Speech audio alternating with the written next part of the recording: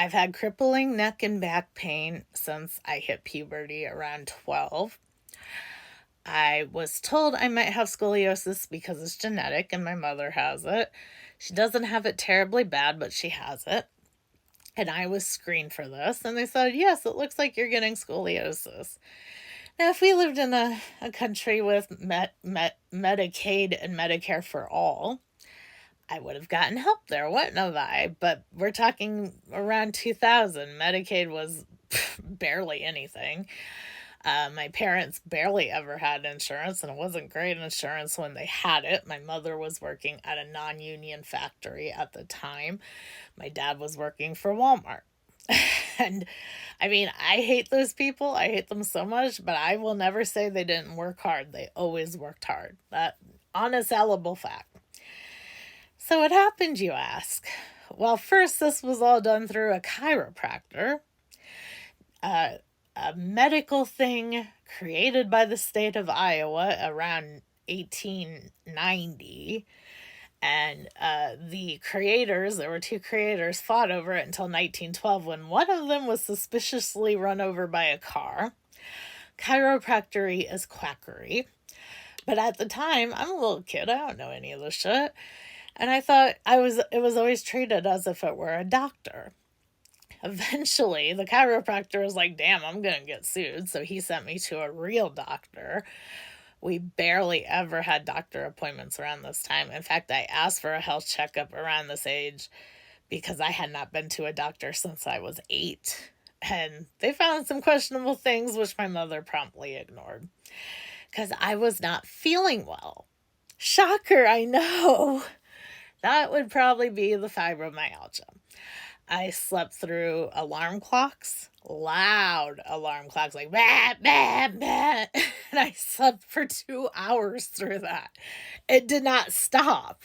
I just slept through it.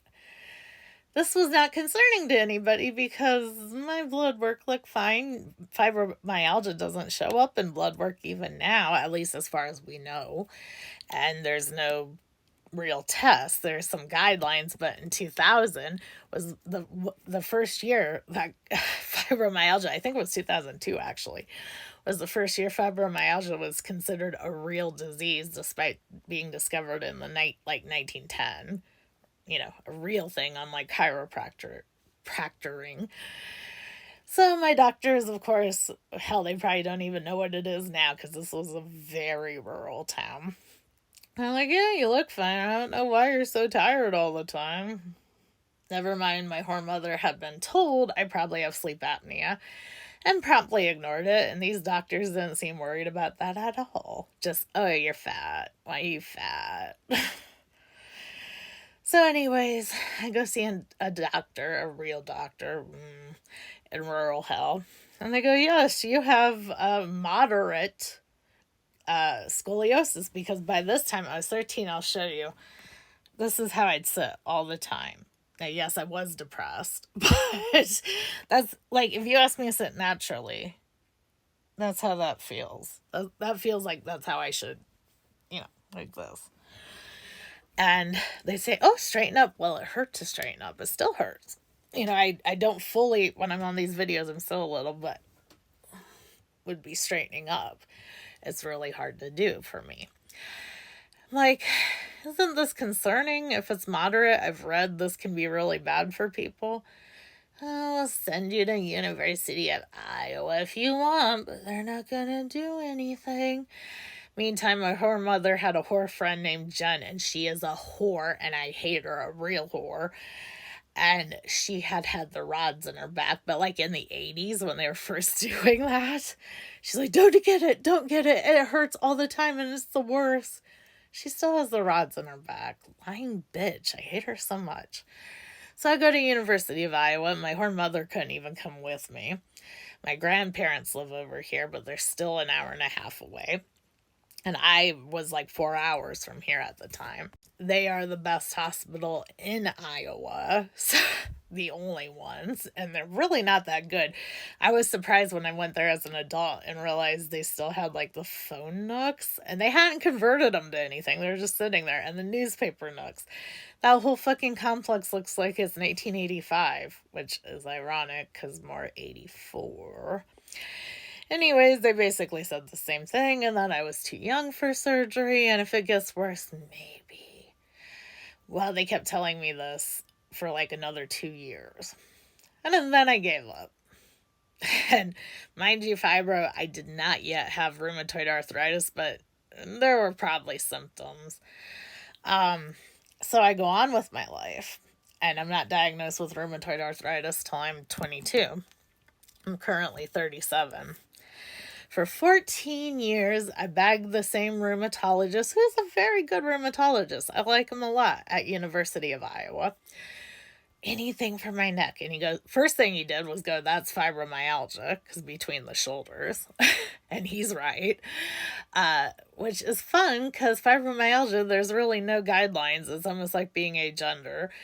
And they go, oh, go see your general practitioner. You go see the general practitioner. They go see a rheumatologist. So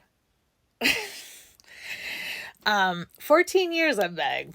And he keeps saying, oh, they won't do it. I can refer you, but they won't do it. I know they won't do it. You're in series 1 of neck issues, and out of 3, I guess. And they just won't do it. And if they do it, your neck will kind of cave in, because I have this dowager's humpback here thanks to all these issues. And, I just listen, because what am I going to do? Like, why waste my time driving 3 hours to be told no? And then I see a pain clinic, and they discover, this is now 4 years ago, 5-6 years ago. No, 4. It was around COVID.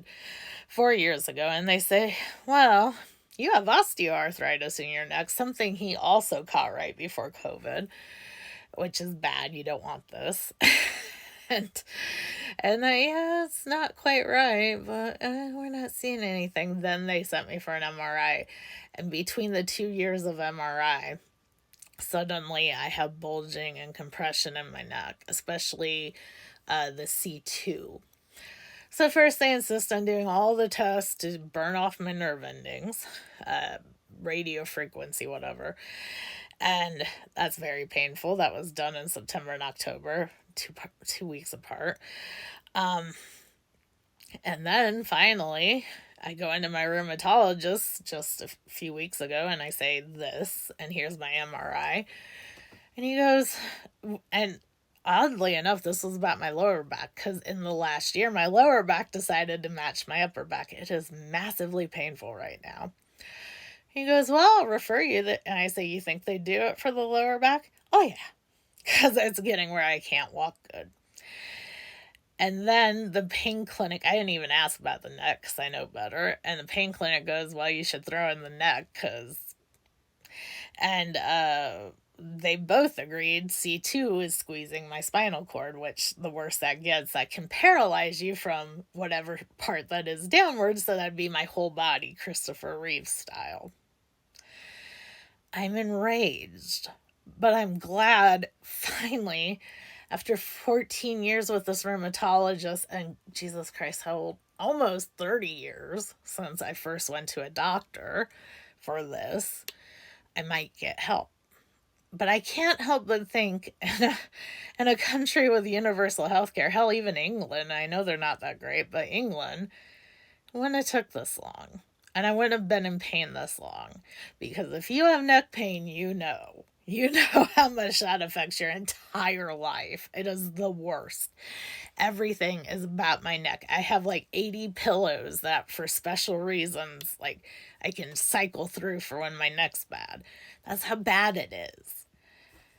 30 years. Jesus Christ, I'm angry. I am really fucking angry. That's why we need universal health care. And this is why we need to march for a disabled revolution. Dramaticallydisabled.com. Please join the mailing list.